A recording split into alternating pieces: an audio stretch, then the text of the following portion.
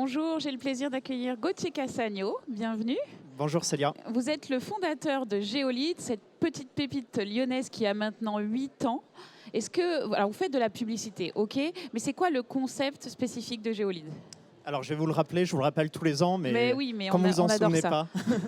Donc nous accompagnons les entreprises de proximité, que ce soit des entreprises indépendantes comme une salle de sport, un salon de coiffure, etc.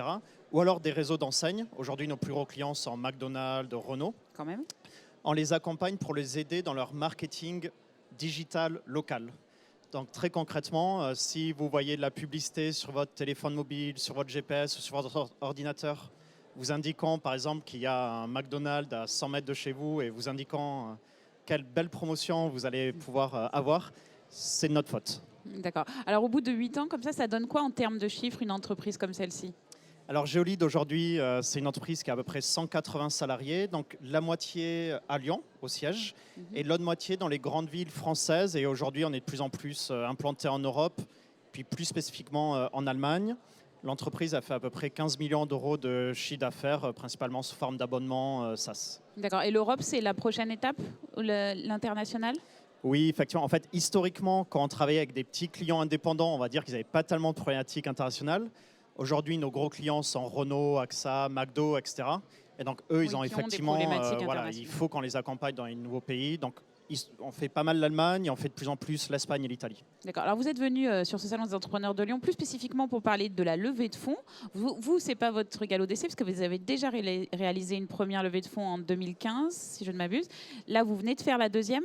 C'est quoi votre retour d'expérience? Quels conseils vous êtes venu donner? Quel message vous êtes venu passer aux entrepreneurs qui aimeraient se lancer dans ce type d'opération? Donc effectivement, Géolide, on a eu la joie en début d'année d'accueillir Idinvest, qui a investi près de 15 millions d'euros chez Géolide en début d'année. Donc moi, ce que je vais dire, je vais essayer d'y réfléchir avant la conférence, mais en gros, le message, c'est qu'une levée de fonds, c'est un outil, ce n'est pas une fin en soi. Donc c'est un outil de financement qui doit être au service d'une stratégie. Nous, Géolide, on est sur un très gros marché européen où il n'y a pas de leader. Donc notre objectif, c'est de devenir le leader européen. Face à nous, on a quelques concurrents de la taille de JCDecaux, de Publicis, etc. Donc pour réussir notre objectif, il faut avoir une stratégie financière adéquate. Et donc on a besoin d'investisseurs qui nous donnent les moyens de mettre en œuvre la stratégie. Et quand on est le fondateur de son entreprise comme ça, c'est pas trop difficile d'accueillir à son capital des nouveaux investisseurs? Comment ça se passe? Ça change complètement le métier. Ouais, je pense qu'il faut différencier.